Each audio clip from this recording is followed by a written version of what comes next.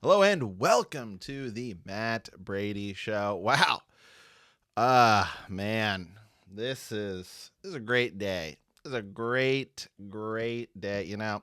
I really wanted to do this show and I never really wanted to try to have my biases come through, but it's just hard. It's just really hard to do because Ohio State just won the national championship. Took down Notre Dame. What a season. What a game. It was way more exciting than I thought it would be. I predicted, if you go back to my video where I did my prediction, I said 34-17. Ended up being 34-23. Notre Dame, props to them. They came back and they played a much better game than I thought this was going to end up being.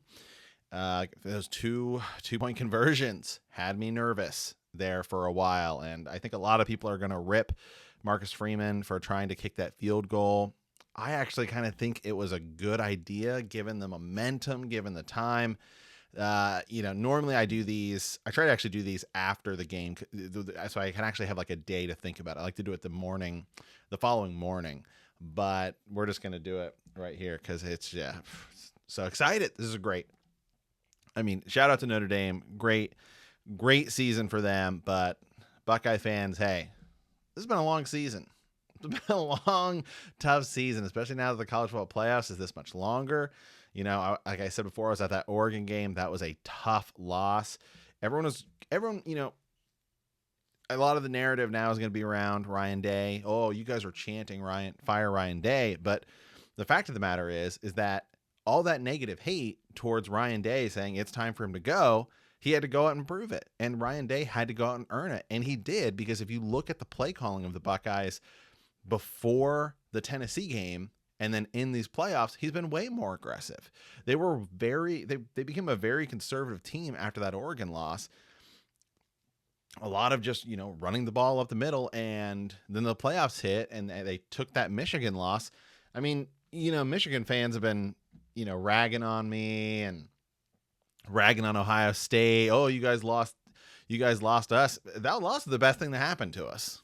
Planting that flag lit a fire in this Ohio State team. The response from the fans saying fire Ryan Day lit a response in this Ohio State team. So if that's the case, then thank you guys. We appreciate it. Don't care. We just won the national championship. All right. Whew. Immediate reactions. Let's dive in to the game here. First of all, props to Will Howard. He had 13, I think it was 13 straight completions. Looking at the box score here, he finished 17-21, 231 and 2. Judkins, 11 carries, 100 yards, 2 touchdowns. He had a huge game. Henderson, he finished 12 with 49, but a lot of his runs came in big moments. And then Smith finally had a big game. He was held in check against Texas, but he had 5 of 88 and 1. And ultimately what I said would happen, if you go back to my prediction episode, or my prediction, I think it might have even just done a YouTube short and TikTok and stuff like that. If you want to go look at that, I said 34-17. It ended up being 34-23. But what I said in my prediction was I didn't think that Notre Dame would be able to stop all of Ohio State's weapons, because you look at what Texas did, and Texas said, hey, we're going to double, even sometimes triple, with zone coverage, Jeremiah Smith. And what ended up happening is that everyone else had big games. That's where Henderson had that monster, he had that screenplay, because you just can't cover everyone. And that's ultimately what happened in this game. The other thing I said was that the only thing that could stop Ohio State is penalties. Ohio State's own penalties, and they ended up having, let me see if I can pull it up here. I think it ended up being like 6 or 7 penalties, and that was huge. That was huge. That did hold them back. Ohio State ended up having 6 for 58. You take those away. That's what killed Ohio State against Oregon the first time, and that's what hurt Ohio State against Texas. Was penalties. They were drive killers. There were a lot of offensive penalties. Here it was defensive penalties that kept Notre Dame in the game. So thankfully, they were able to play some mistake-free football early on, and you get going. And Ohio State, 28 unanswered points. I mean, that's huge. It's the same thing that's happened this entire playoffs. Is every playoff game they got it. I think every playoff game that has to be maybe some type of record. I have to go back and look at the Tennessee game. I don't think we were up like 28-0 on them. But I mean, I mean, they get out to these massive leads going into the half, and then it's too much to overcome. Has basically been the story of the playoffs this year. And now, I made the argument that if Ohio State beat Notre Dame, they will have beaten 6 of the 11 other playoff teams, right? Because they also beat Penn State and they beat Indiana in the playoffs. They also have, and this is going to be something with the playoffs now, because any team that gets in is going to have some wins over some of the top 10 teams. But I mean, you look at their schedule this year, and you look at what they accomplished. That Oregon game, the first one at Oregon, I mean, they lost by 1 point to the then number 3 team in the country. And I think Texas lost that day too. And that's how Oregon ended up getting up to number 1. But right, so they lost to the number 3 team that ended up becoming the number 1 team they would play later. They lost by a point all the way on the other side of the country. And we're seeing this year that all of the teams that play across the country, no matter if you're going east to west or west to east, are struggling. There was a lot of struggling now that we have these conferences that are basically the entire country. So you look at that one, then they beat a Penn State team, then they beat an Indiana team that kind of smoked the Indiana team, and then they did lose to Michigan. They lost to that. But I mean, over the course of this season, I think this is still a pretty good resume. This is pretty good resume for Ohio State when you talk about some of the best teams ever. I still think they are, because you look at this and they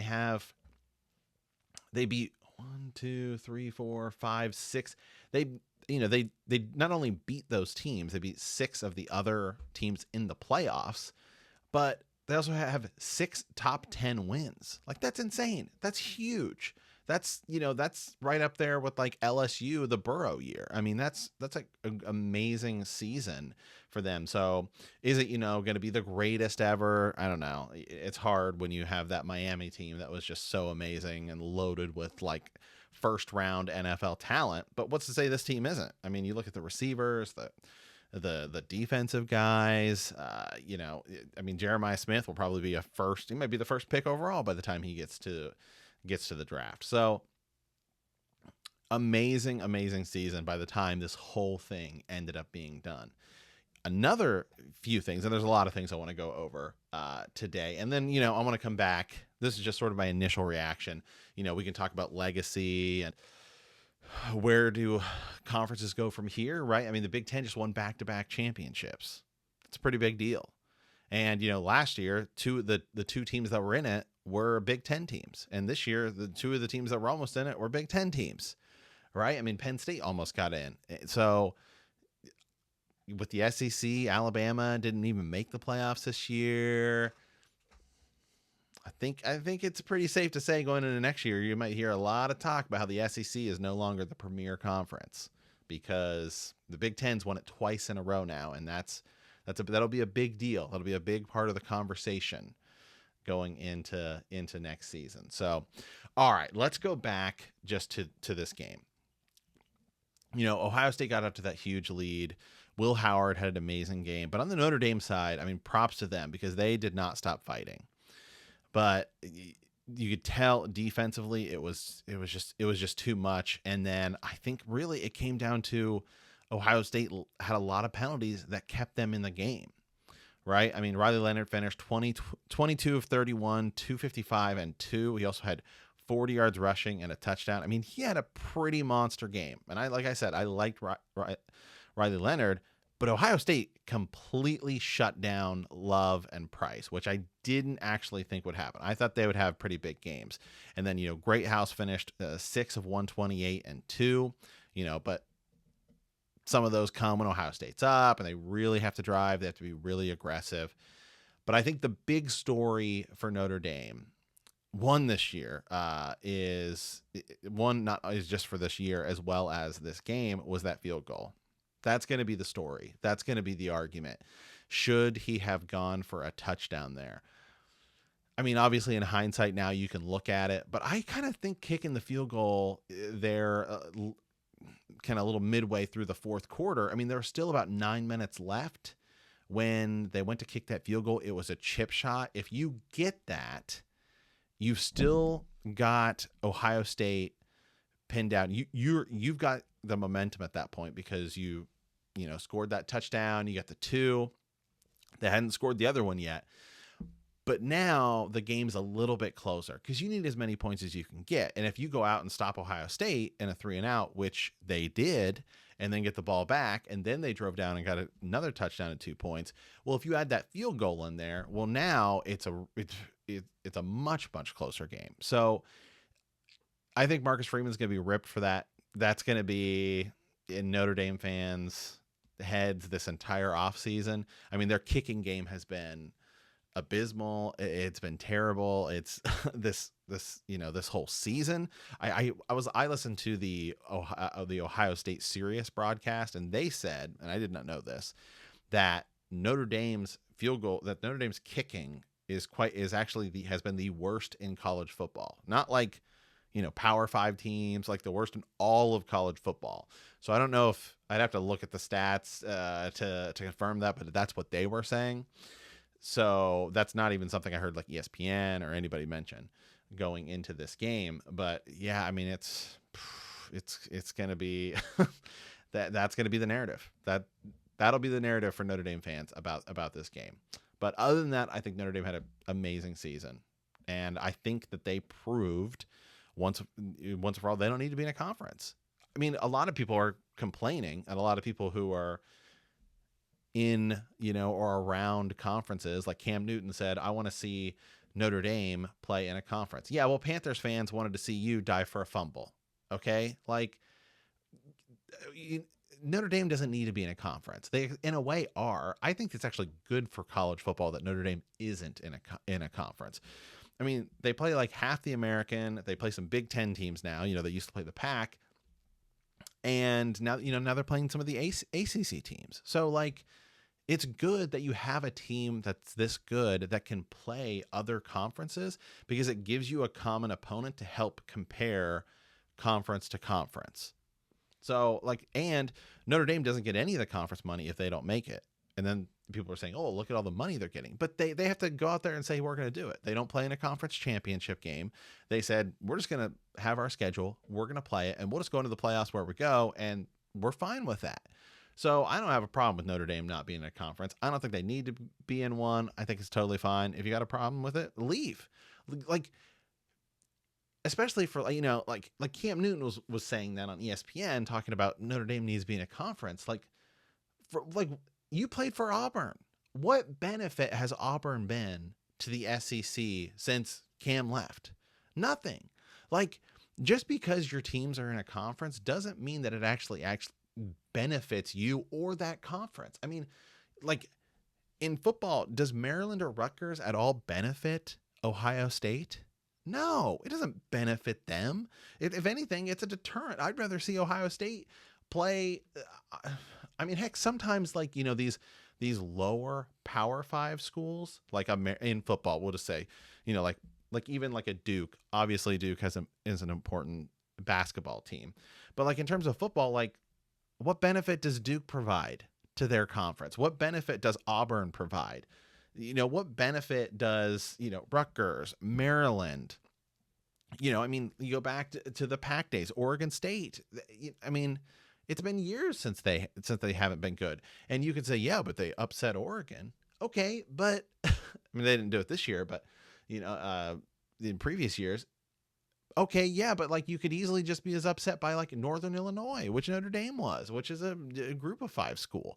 So I don't know. I think there's way too much stock even put in to some of these conferences and some of the teams that are in these conferences because they don't actually provide that big of a benefit to the other teams in their conference. I think it's more likely we end up with a super conference.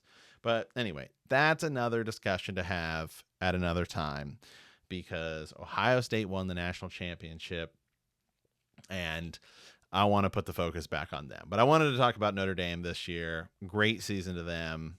Props to them. It's just the way it goes. You can't win every game, but hey, They had a great season. They lost to definitely, I think, the best team in the country.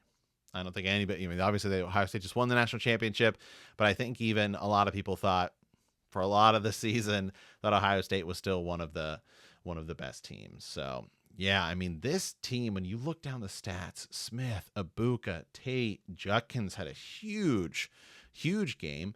It just came down to they just have too many weapons. And when they're playing aggressive, when Ohio State decides to not play conservative like they did after the Oregon game up into the Tennessee game, when they play aggressive, when fans are saying fire Ryan Day, right? I mean, we were saying that because he had bad performances against top 5 teams. He lost to Oregon 2 years ago when he had CJ Stroud and in the horseshoe. Like Oregon, it's not like this year where we went to Oregon. It's, Oregon came to us and we lost with arguably the best quarterback in that season, in that draft, right? Was CJ Stroud. So the fire Ryan Day chance had impact because he's been more aggressive. They said he's taken a little bit of the play calling away from Chip Kelly. Not like he took it away like Chip Kelly was bad, but more like, I want to be more involved in it. And you've seen that. They've been more aggressive with the pass plays. That Tennessee game, they were just, Will Howard was ripping loose, throwing it all over the place. And here, at the end of the game, when they had that third down and they needed a big play, they threw it deep. I mean, not deep, but, it wasn't just like a short little out route or something. I mean, hammered it. And that's all Ryan Day. So he's earned it now. Ryan Day has cemented his legacy forever in Ohio State. He won a national champion. He won a national championship. He's in the group. He's in the club. Nobody can take that away from him now. That's it. He's earned it. And that's what he needed to do, is he needed to go out and earn it because he hadn't done that. And now he has. So now, he's good. He's good for a couple of years, right? I mean, you got to keep winning though. But yeah, I mean, this program is in an excellent spot. You can say it's all NIL money and they're getting more than everybody else. Maybe Alabama was getting a lot under the table, and Ohio State's just doing it above the table. So, whew, it's exhilarating. It's exciting.